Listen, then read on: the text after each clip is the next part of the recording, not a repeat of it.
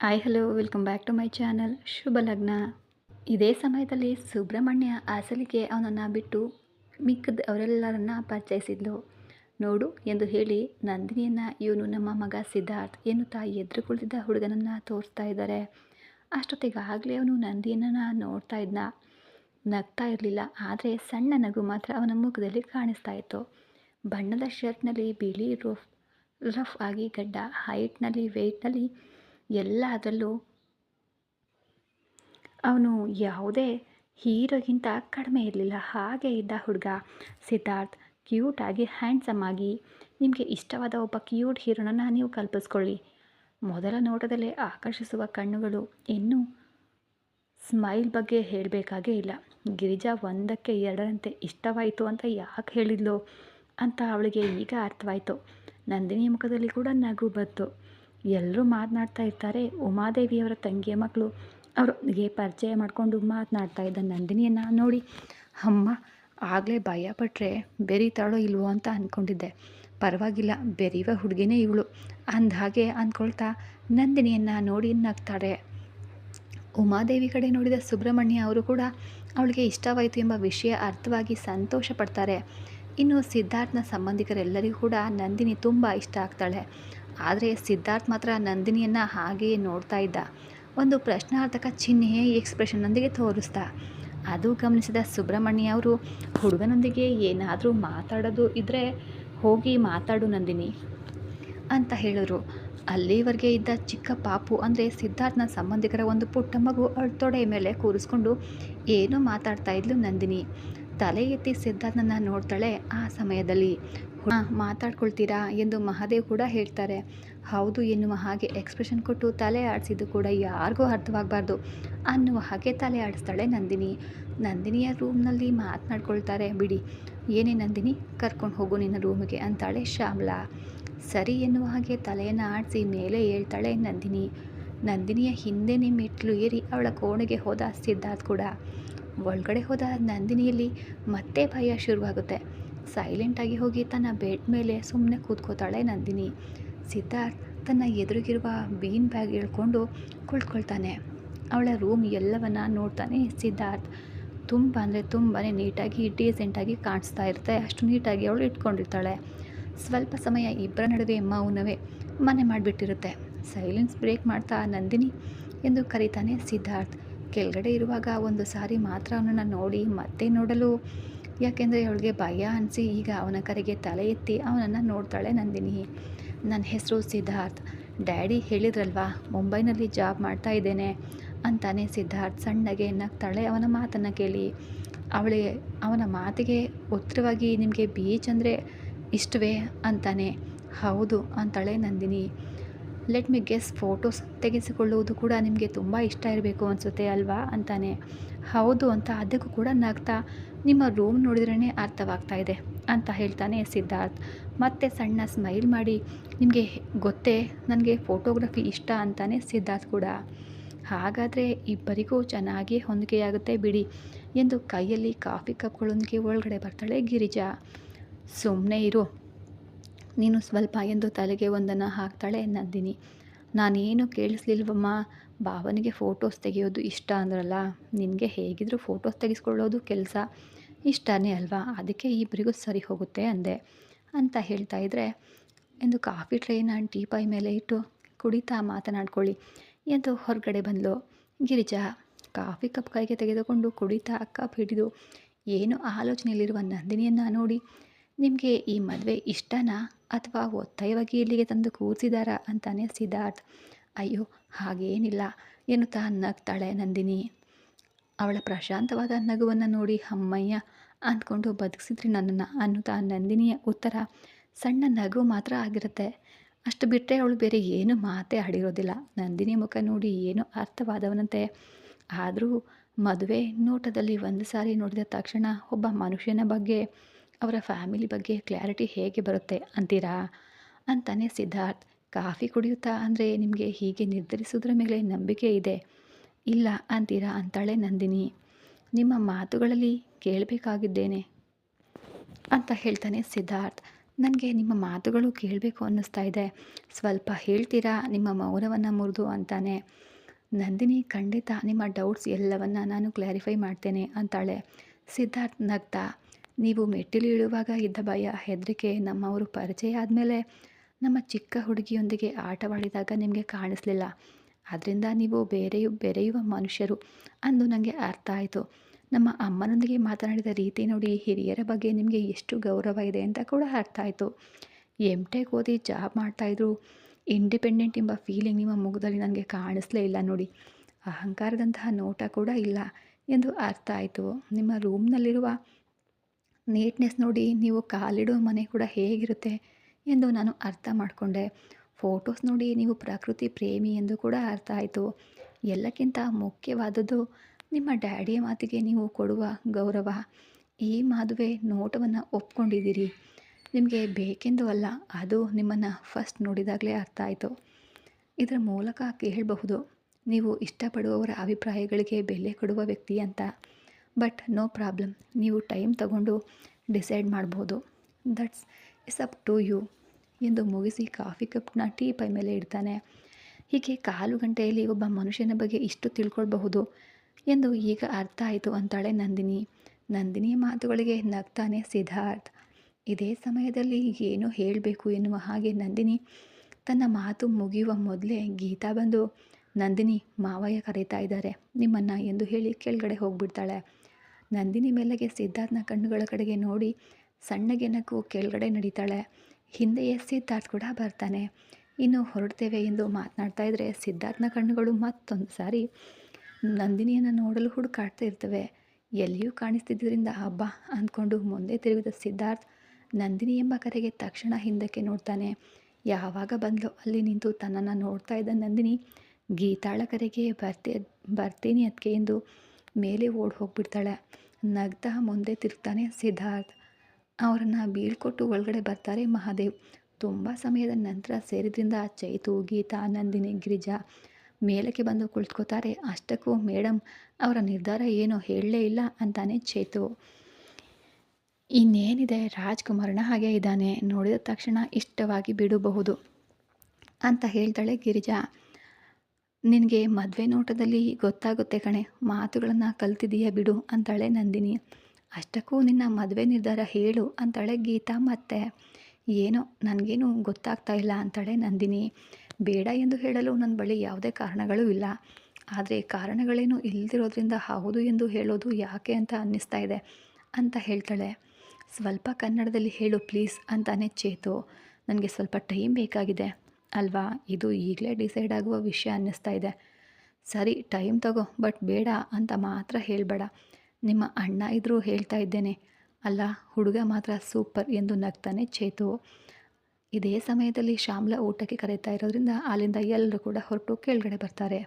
ಹೀಗೆ ಊಟ ಮಾಡ್ತಾ ಇದ್ದ ನಂದಿನಿಯನ್ನು ನೋಡಿ, ಹುಡುಗ ಚೆನ್ನಾಗಿದ್ದಾನೆ ಅಲ್ವಾ ಅಂತಾರೆ ಮಹಾದೇವ್. ಹೂಮ ಚೆನ್ನಾಗಿದ್ದಾನೆ ಅಂತ ತಿಂತಾನೆ ಹೇಳ್ತಾಳೆ ನಂದಿನಿ. ನಿಮಗೆ ಇಷ್ಟ ಆಯ್ತೆ ಅಂತಾನೆ. ಸ್ವಲ್ಪ ಗ್ಯಾಪ್ ಕೊಟ್ಟು, ಸ್ವಲ್ಪ ಟೈಮ್ ಬೇಕು ಡ್ಯಾಡಿ, ಯೋಚಿಸ್ಕೊಳ್ಬೇಕು ಅಂತಾಳೆ. ಸರಿ, ಮ್ಯಾಕ್ಸಿಮಮ್ ನಾಳೆ ಒಳಗಡೆ ನಿನ್ನ ನಿರ್ಧಾರ ಹೇಳು, ಅವರಿಗೆ ಏನಾದರೂ ನಾನು ಹೇಳಬೇಕಲ್ವಾ ಅಂತಾರೆ ಮಹಾದೇವ್. ಊಟ ಮಾಡಿದ ಮೇಲೆ ಅಭ್ಯಾಸದಂತೆ ಬಂದ ನಂದಿನಿ ಆಲೋಚನೆಯಲ್ಲಿ ಬೀಳ್ತಾಳೆ. ತನ್ನ ಪ್ರಮೋಷನ್ಗೆ ಇನ್ನೂ ಸ್ವಲ್ಪ ಟೈಮ್ ಹಿಡಿಯುವ ಹಾಗೆ ಇದೆ, ಆದರೆ ಬೆಳಗ್ಗೆ ಅವರ ಮಾತುಗಳನ್ನು ನೋಡಿದರೆ ಬೇಗನೆ ಮದುವೆಯಾಗಿ ಬಿಡುವ ಹಾಗೆ ಕಾಣಿಸ್ತಾ ಇದ್ದಾರೆ ಅಂತ ಯೋಚಿಸ್ತಿರ್ತಾಳೆ ನಂದಿನಿ. ಇದೇ ಸಮಯದಲ್ಲಿ ಮಹಾದೇವ್ಗೆ ಫೋನ್ ಮಾಡಿದ ಸುಬ್ರಹ್ಮಣ್ಯ ಅವರು, ಹುಡುಗನಿಗೆ ಹುಡುಗಿ ತುಂಬಾ ಇಷ್ಟವಾಗಿದ್ದಾರೆ.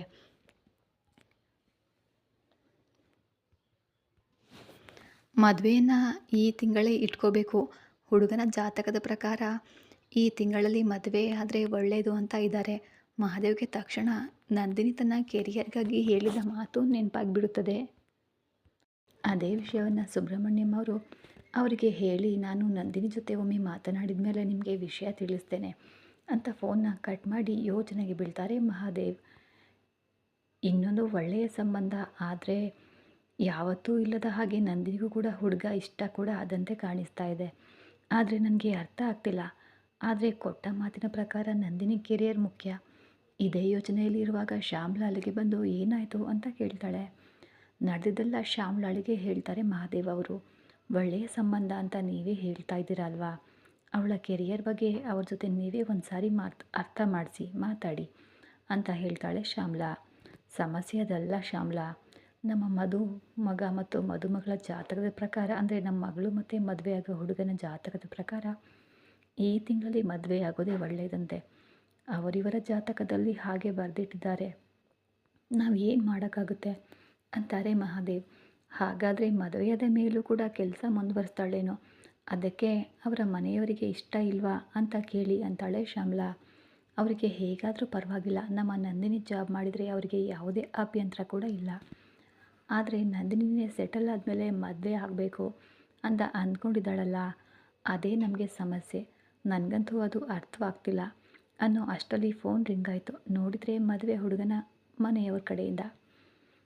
ಫೋನ್ ಎತ್ತಿದ ಮಹಾದೇವ್ ಒಂದು 1/4 ಗಂಟೆ ಮಾತಾಡಿ ಕಟ್ ಮಾಡ್ತಾರೆ. ಏನಾಯಿತು ಅಂತ ಕೇಳ್ತಾಳೆ ಶ್ಯಾಮ್ಲಾ. ನಾಳೆ ಬೆಳಗ್ಗೆ ಒಂದು ಸಾರಿ ಮಾತಾಡೋಣ ಅಂತ ಹೇಳಿದ್ದಾರೆ. ನಾಳೆ ಬೆಳಗ್ಗೆ ಒಂದು ಸಾರಿ ಅವರ ಮನೆಗೆ ಹೋಗಿ ಬರ್ತೀನಿ ಅಂತ ಹೇಳಿ ಬೇಸರದಿಂದನೇ ತಮ್ಮ ರೂಮ್ಗೆ ಹೋಗ್ತಾರೆ ಮಹಾದೇವ್. ಇತ್ತ ನಂದಿನಿ ಇನ್ನೂ ಯೋಚನೆಯಲ್ಲೇ ಇದ್ದಾಳೆ. ಯಾಕೋ ಗೊತ್ತಿಲ್ಲ, ಅವನ ಕಣ್ಣುಗಳು, ಮಾತುಗಳು, ಅವನ ನಡವಳಿಕೆ ನಿಜವಾಗ್ಲೂ ಚೆನ್ನಾಗಿವೆ. ನಂದಿನಿಗಂತೂ ನೋಡಿದ ತಕ್ಷಣವೇ ಸಿದ್ಧಾರ್ಥ್ ಇಷ್ಟ ಆಗಿದ್ದಾನೆ. ಆದರೆ ಎಸ್ ಹೇಳೋಕ್ಕೆ ಯಾಕೆ ಅವಳಿಗೆ ಸಂಕೋಚ. ಆದರೆ ನೋ ಹೇಳಿ ದೂರ ಮಾಡ್ಕೊಳ್ಳಲು ಕೂಡ ಅವಳಿಗೆ ಇಷ್ಟ ಇಲ್ಲ. ಹಾಗಾದರೆ ನಿಜವಾಗ್ಲೂ ಸಿದ್ಧಾರ್ಥ್ ನನಗೆ ಇಷ್ಟ ಆದ ಅನ್ನೋ ಮಾತನ್ನು ಮಾತ್ರ ಅಂದ್ಕೊಳ್ಳೋಕ್ಕೆ ನನಗೆ ಆಗ್ತಿಲ್ಲ. ಅಬ್ಬಾ, ಏನು ಈ ಗೊಂದಲ? ಇಷ್ಟ ಆಗಲಿಲ್ವಾ? ನಾಳೆಗಾಗಲೇ ಈ ಡ್ಯಾಡಿಗೆ ಏನಾದರೂ ಒಂದು ವಿಷಯ ಹೇಳಲೇಬೇಕು, ಇಷ್ಟ ಅಥವಾ ಇಷ್ಟ ಇಲ್ಲ ಎಂದು. ನಾನಾ ರೀತಿಯಲ್ಲಿ ಯೋಚನೆಗಳಲ್ಲಿದ್ದ ನಂದಿನಿ ತೊಳಲಾಡ್ತಾ ಇದ್ದಾಳೆ. ಅಷ್ಟರಲ್ಲಿ ನಂದಿನಿ ರೂಮ್ಗೆ ಬಂದರು ಮಹಾದೇವ್. ಏನಮ್ಮ ನಂದಿನಿ, ಇನ್ನೂ ಮಲಗಿಲ್ವಾ ಅಂತ ಕೇಳ್ತಾರೆ. ನಿದ್ರೆ ಬರ್ತಾ ಇಲ್ಲ ಡ್ಯಾಡಿ ಅಂತಾಳೆ ನಂದಿನಿ. ಅವಳ ಭುಜದ ಮೇಲೆ ಕೈನ ಹಾಕಿ ಆಕಾಶದಲ್ಲಿನ ಮೋಡಗಳನ್ನು ನೋಡ್ತಾ, ಯಾವುದೇ ಯೋಚನೆಯನ್ನು ಮಾಡ್ಕೋಬೇಡ ಮಗಳೇ, ನೆಮ್ಮದಿಯಾಗಿ ಮಲಗು ಅಂತ ಹೇಳ್ತಾರೆ ಮಹಾದೇವ್. ಮಹಾದೇವ್ ಹೊರಗೆ ಹೋದ ಮೇಲೆ ಹಾಗೆ ಯೋಚಿಸ್ತಾ ಎಷ್ಟೋ ಹೊತ್ತಿನ ಮೇಲೆ ನಂದಿನಿ ಮಲಗ್ತಾಳೆ. ಬೆಳಿಗ್ಗೆ ಯಥಾ ಪ್ರಕಾರ ಆಫೀಸ್ಗೆ ರೆಡಿ ಆಗ್ತಾ ಇರುವ ನಂದಿನಿ ಬಳಿ ಬಂದು, ಇವತ್ತು ಕಾರನ್ನ ತೆಗೆದುಕೊಂಡು ಹೋಗಮ್ಮ, ದಾರಿಯಲ್ಲಿ ರೈಲ್ವೆ ಸ್ಟೇಷನ್ ಹತ್ರ ಅಣ್ಣ ಅತ್ತಿಗೆಯರನ್ನ ಕೂಡ ಡ್ರಾಪ್ ಮಾಡಿ ಆಫೀಸ್ಗೆ ಹೋಗು. ನನಗೆ ಸ್ವಲ್ಪ ಕೆಲಸ ಇದೆ, ನಾನು ಹೊರಗಡೆ ಹೋಗ್ತಾ ಇದ್ದೀನಿ, ಹಾಗಾಗಿ ಅವರನ್ನ ಡ್ರಾಪ್ ಮಾಡಲು ನನಗೆ ಆಗೋದಿಲ್ಲ ಅಂತಾರೆ ಮಹಾದೇವ್. ಸರಿ ಡ್ಯಾಡಿ ಅಂತ ನಂದಿನಿ ಹೇಳಿ ಕಾರನ್ನ ತೆಗೆದುಕೊಂಡು ಹೋಗ್ತಾಳೆ. ಚೈತನ್ಯ ಮತ್ತು ಗಿರಿಜಾ ಕಾರ್ ಹತ್ತಿದ ಮೇಲೆ ಸ್ಟಾರ್ಟ್ ಮಾಡಿ ಹೊರಡ್ತಾಳೆ. ನಂದಿನಿ ಏನು ಮಾತನಾಡದೆ ತನ್ನ ಪಾಡಿಗೆ ತಾನು ಸೈಲೆಂಟಾಗಿ ಇರ್ತಾಳೆ. ಹೇಳೇ, ನಂದು ಹುಡುಗ ಇಷ್ಟ ಇಲ್ವಾ, ಏನಾದರೂ ಹೇಳು ಅಂತ ಕೇಳ್ತಾನೆ ಚೈತನ್ಯ. ಇಷ್ಟ ಇಲ್ಲ ಅಂತಲ್ಲ ಕಣೋ ಅಂತಾಳೆ ನಂದಿನಿ.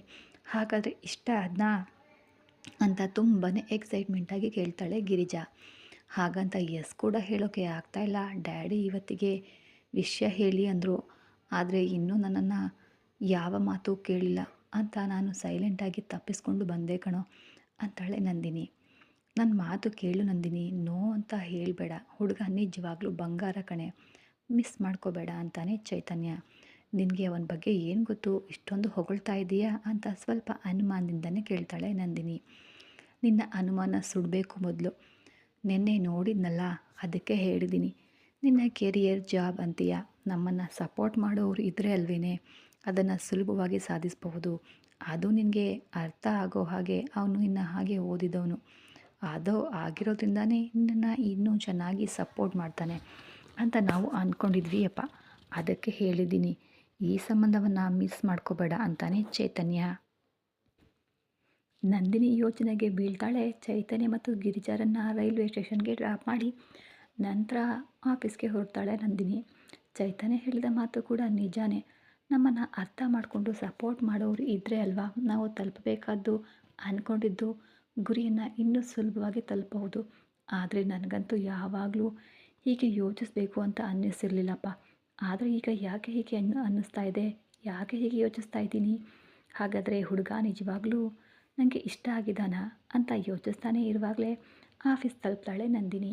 ಕಾರ್ ಪಾರ್ಕ್ ಮಾಡಿ ಆಫೀಸ್ ಒಳಗಡೆ ಹೋಗಿ ಕುಳಿತು ನಂದಿನಿ ಪಕ್ಕದಲ್ಲಿ ಲಾವಣ್ಯ ಫೋನ್ನಲ್ಲಿ ಮಾತನಾಡ್ತಾ ಇರ್ತಾಳೆ.